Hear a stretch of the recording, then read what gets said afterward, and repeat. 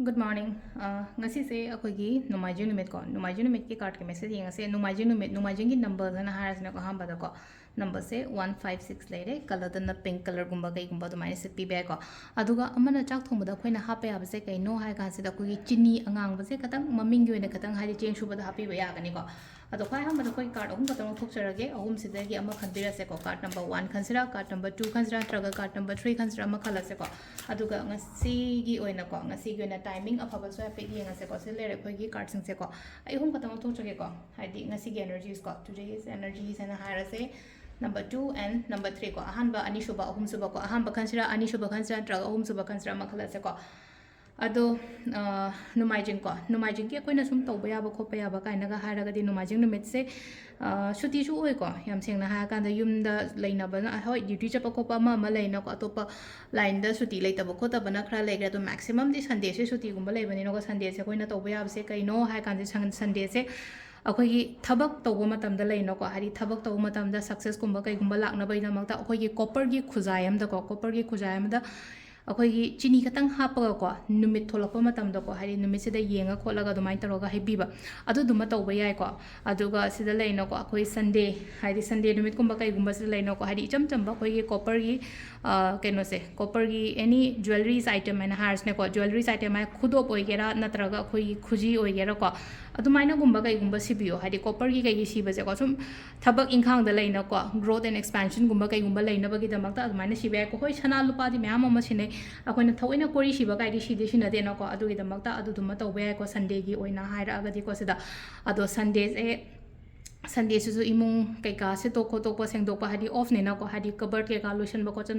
सुग ma'am से poaching से यारिंगे organise कुंब तौबियो Hadi मथंगी नुमितो Hadi फजना होंगनबगी दमक्तो को मंडे से फजना होंगनबगी दमक्ता अखोई नोमाजी नुमित से एवरीथिंग लोइना हाय तारे को सेग्रीगेट तरो थंबियो को हादी इमुंग मनुंग करी क्रा सुगुंबा मैम से को अदुदुमा लेरे अदु अहांबदा कार्ड मैसेज येंगसे टाइमिंग हाइजरा के ngasi gina kwai ahanba yengba ko first card ta live message ko number 1 choose to bangai UNS lai se ko sida laiba card se kai kai no khara khallaga lei ko thabak oina di pangthok taba haraga di ko aise chatsira or chatloi sira khong thangdok sira thangdo oisira kaina khale do khanja naraga leiba do thoraga aise ngamgadrone sigi thabak se aise pairaga kaino tawgadrone kaina khalleba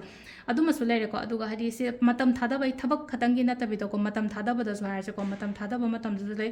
sida thadari ba matam se ai hena thadaraga di amuka hena phagani mon like pa ba ngangai kaina harisne ko like pa ba ngangai yoina haraga su aina hojik pari se kharaga hena effort thadaraga di dama ama phagani ba dusra khanjanaraga leigano ko matam manghangano khanjanagano hadi tauge haina khalaga di tawo thokpa matam do ko yumdagi thokpa yumdagi keno to matam da aingonda phana lakani ko ahan bagi se ko khandaba ngamni haina khalaga ko thabak to matam da katang risk lo ro kholaga to bibe ko sisna ko gi number 1 khan ba le ko number 2 gi na silai se ko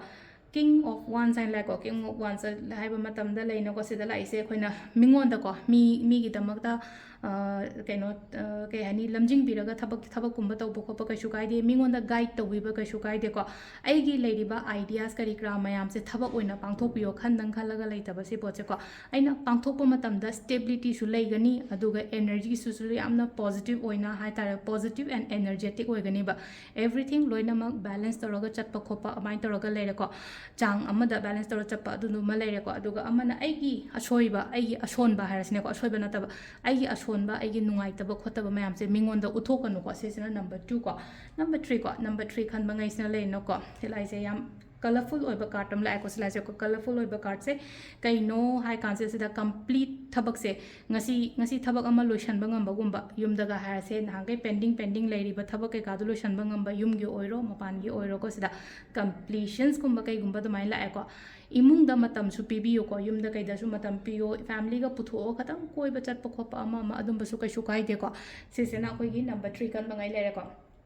timing हारसिनको timing है करीदा सिनादोन अइना अथोबिना नुंटी की timing हारिसि बोयना खलदि युमदगी थोप मतम हारसे exams लेना खलसे email थादोइनेना खलसे important होइबा पोत अमगी दमकता I call तौदोइने काइना खलसे अदु तारगदि timing अफबदि सिगी मतम सिदा हाइपेतंग check तौरगा तौपियोबा पुंग 3 का मिनिट 3 तगे को अयुकिने को 3 का मिनिट 3 तेना 13 का मिनिट 13 फाउं लेर को अदगी मुक 12 का मिनिट 55 दगिना 2 का मिनिट 59 फाउं लेर को अदगी मुक 3 का मिनिट 2 दगिना ꯄꯨꯡ 7ꯒ ꯃꯤꯅꯤꯠ 55 ꯐꯥꯎ ꯂꯩꯔꯦꯀꯣ ꯑꯗꯒꯤ ꯑꯃꯨꯛ ꯄꯨꯡ 12ꯒ ꯃꯤꯅꯤꯠ 39ꯗꯩꯅ ꯄꯨꯡ 1ꯒ ꯃꯤꯅꯤꯠ 94 ꯐꯥꯎ ꯂꯩꯔꯦ ꯑꯗꯨꯒ ꯑꯃꯅ ꯄꯨꯡ 3ꯒ ꯃꯤꯅꯤꯠ 8ꯗꯒꯤꯅ ꯅꯣꯡꯉꯥꯜꯂꯝꯗꯥꯏꯒꯤ 4ꯒ ꯃꯤꯅꯤꯠ 24 ꯐꯥꯎ ꯂꯩꯔꯦꯀꯣ ꯁꯤꯁꯤꯅ ꯑꯩꯈꯣꯏꯒꯤ ꯉꯁꯤꯒꯤ ꯑꯣꯏꯅ ꯑꯐꯕ ꯇꯥꯏꯃꯤꯡ ꯀꯣ ꯑꯗꯨ ꯁꯤꯗ ꯂꯩꯔꯦ ꯑꯩꯈꯣꯏꯒꯤ ꯗꯦꯂꯤ ꯀꯥꯔꯠ ꯃꯦꯁꯦꯖꯁꯦ ꯃꯌꯥꯝ ꯊꯦꯡꯛ ꯌꯨ